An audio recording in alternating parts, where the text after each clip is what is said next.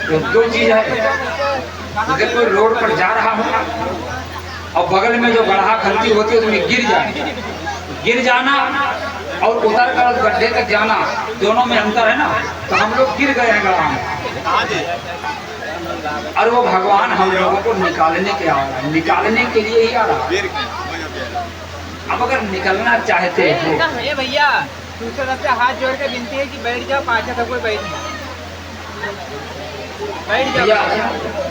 Committee के सदस्यों की तरफ से निवेदन है कि जो लोग खड़े हैं फालतू के, कोई काम नहीं है, वो बैठ जाए और बैठ कर कथा। कोई नाराज मत हो, ये कार्यक्रम आपका है, आपके गांव का है। जो बड़े हैं, बच्चे गलती करें आप केवल क्षमा करो, बस केवल इसी में आपका बड़प्पन है।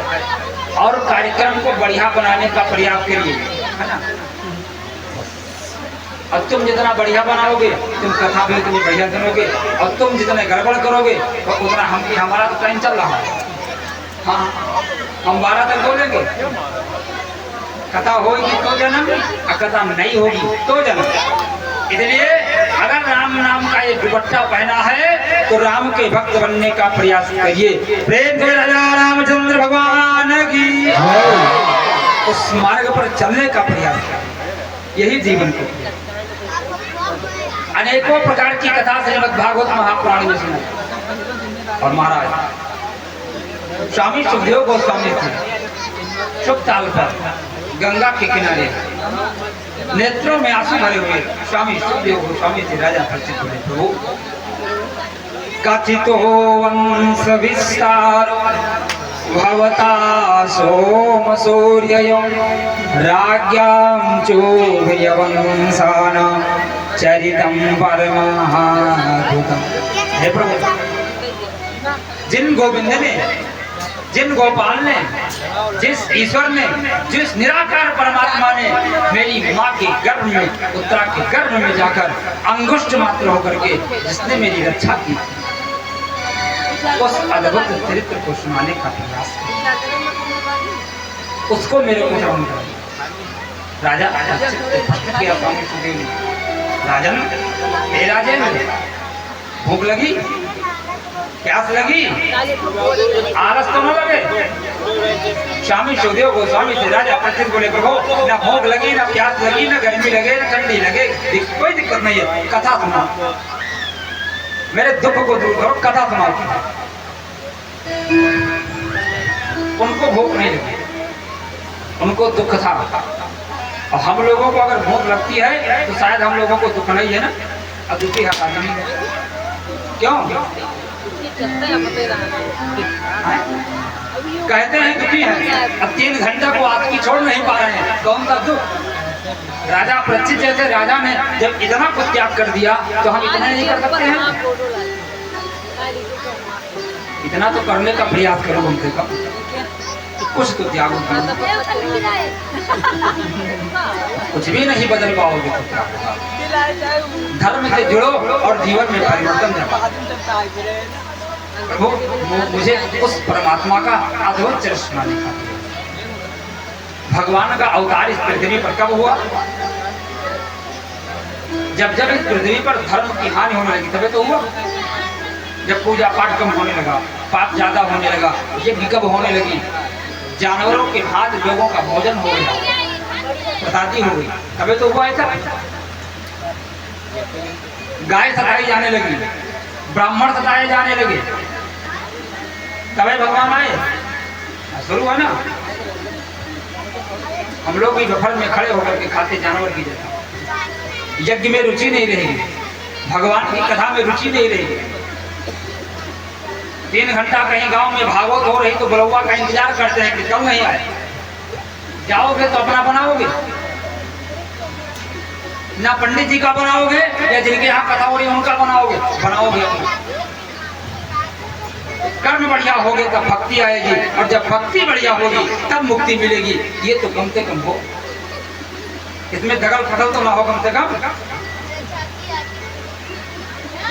भक्ति भी दिखाओ, व्रत भी दिखाओ, इनसे बचने का प्रयास करो माताओं बंधुओं, तब ईश्वर की प्राप्ति होगी। धर्म की हानि तब भी हो रही थी, आज हो रही है। तब भी जो राक्षस थे वो माता पिता का सम्मान नहीं करते थे, वो भी अपने मन का विवाह करते थे। वो भी जब मन होता था तब भोजन करते थे, जब मन होता था तब नहाते थे। ये राक्षसों का जीवन है।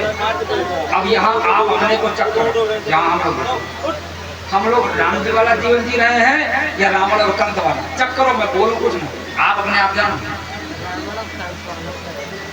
जब मन होगा तब नहाएंगे, जब मन होगा तब नहाएंगे, जब मन होगा तब सोएंगे।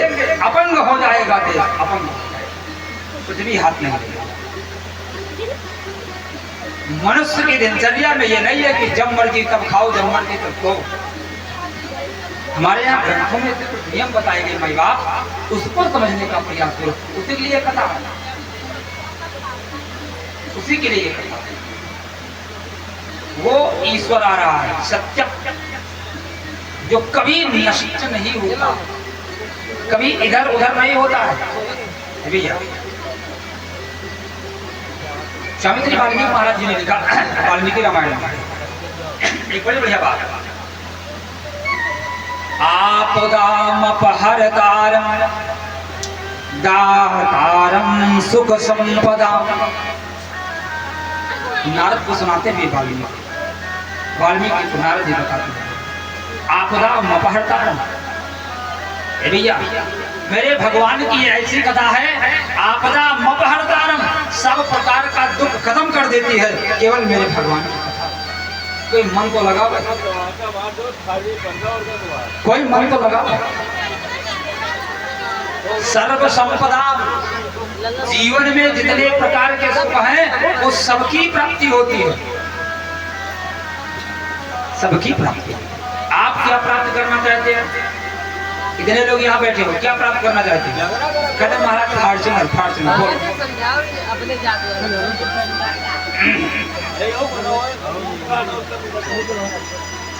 बच्चे हैं बैठने दो, डांटो ना, बस बच्चे बच्चे को ये बड़े लोग बैठ जाओ। बाकी वो लड़के हैं वो लेकिन न करिए, वो कुछ ना कुछ तो कर बैठे। ठीक है, उन्हें मौका मिला है 11 दिन। हाँ एक लाइन केवल याद रखो, बस एक लाइन। सिया राम मैं सब जग जानी, सिया राम मैं सब जग जानी, प्रणाम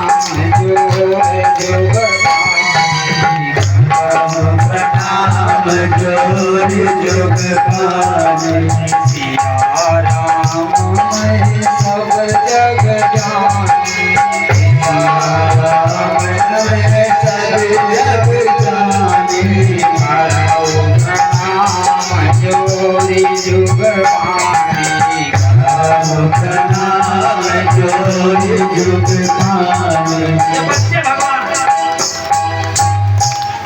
हाँ भाई ये है कि भगवानों जब उत्पाद करते हैं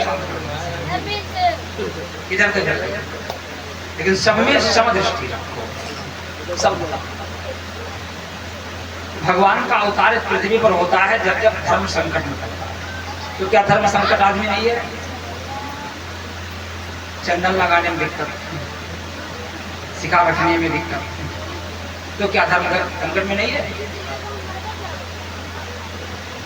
राम कथा सुनते हैं, माता पिता का सम्मान नहीं कर पाते। अब बाबा गोस्वामी तुलसीदास जी ने मानस में स्पष्ट किया,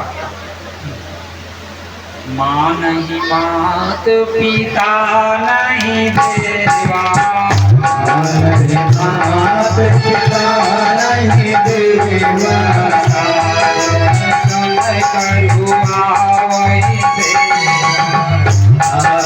सज करवा वही सेवा, के यहाँ चरण भवानी, यहाँ चरण भवानी, जो जाने हो निश्चर समदानी,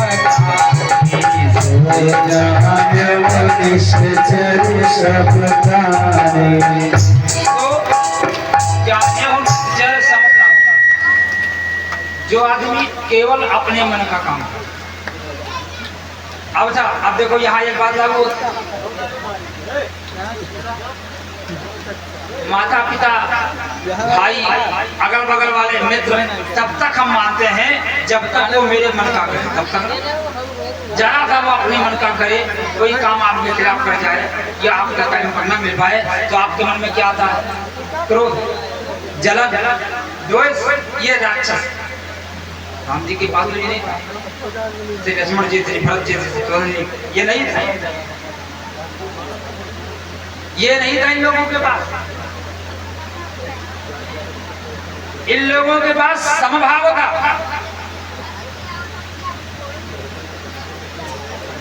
तो समभाव में चलोगे।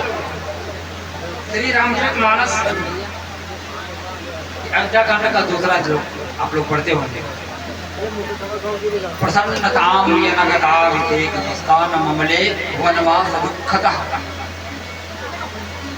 प्रारंभ तो आप लोग पढ़ते जानते हैं, यस्यांगे च विभाति भूधरता देवा पगामस्ते भाले बाल विदुर गले चगरलम यस्य वचप्याल रखै। कल आप राजा बनोगे तो राम जी हते नहीं, और थोड़ी देर बाद सूचना मिली कि 14 साल के लिए जंगल जाना है। न ममले वनवास दुःख, उनको दुख भी नहीं हुआ, शहर से चले गए। ये है राम। हम लोग कोई पानी लेकर पत्नी खड़े हो तो पत्नी और 5 मिनट देर हो जाए, पत्नी नहीं आतंकवादी, ये तो होता है। कहीं भोजन बनाने में देर हो जाए तो आतंकवादी।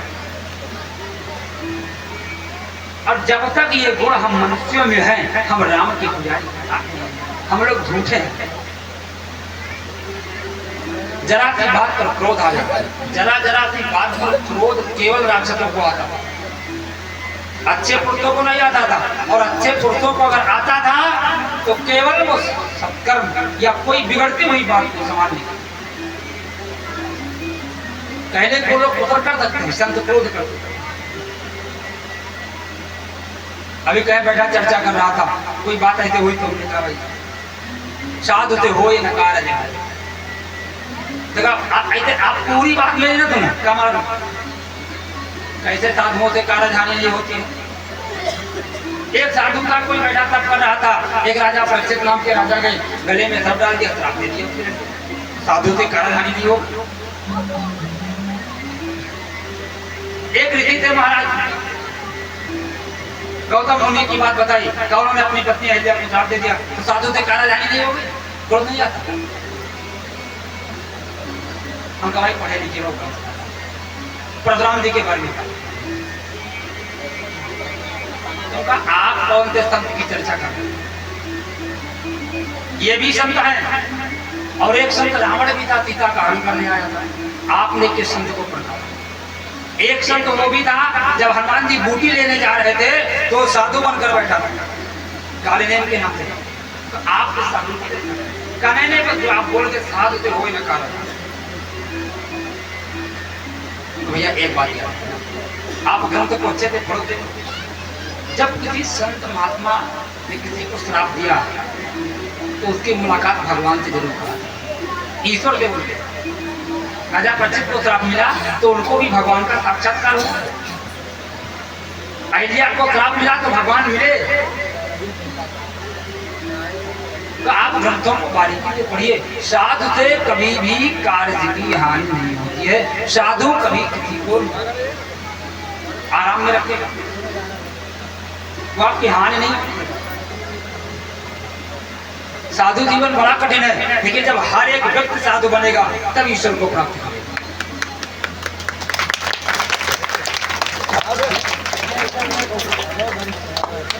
ताली लगान कंजूसी कर दो,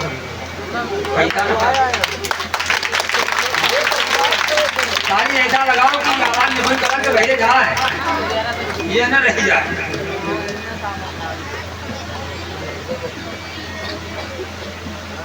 जब जब पृथ्वी पर धर्म की हानि, धर्म की गिरानी, धर्म डूबने लगता है। बहुत बार भगवान जन्म की कथा आपने सुनी, आज भी भगवान का जन्म होगा, समझ लो। लेकिन एक बात याद रखो, भगवान के जन्म लेने का कार्य केवल धर्म को बचाना, एक धर्म कैसे बचेगा? केवल कथा सुनने। इतने लोग यहाँ बैठे हुए, जो लोग कुर्सी बैठे हैं पीछे बैठे, कथा में ध्यान कहीं अलग।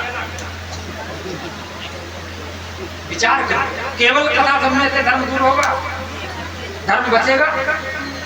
जब तक कथा सुनकर कथा को हृदय में धारण नहीं करोगे तब तक धर्म संकट में। जितना उपदेश सनातन धर्म में होता है किसी भी मजहब धर्म में नहीं होता, लेकिन सब अपने धर्म के प्रति सजग हैं, सचेत हैं। और हम आप अपने धर्म की बात नहीं मानते। हम धर्म के विपरीत, हम अपने मन का जब तक चलोगे, एक बात याद रखना, तब तक जीवन में एक कोई ऐसा हो, समझदार गुरु, माता पिता, कोई एक हो जो आपको सलाह बढ़िया दे। जब तक ये नहीं होंगे जीवन में अड़चने रहेंगे। हम अपनों के पास बैठना नहीं चाहते।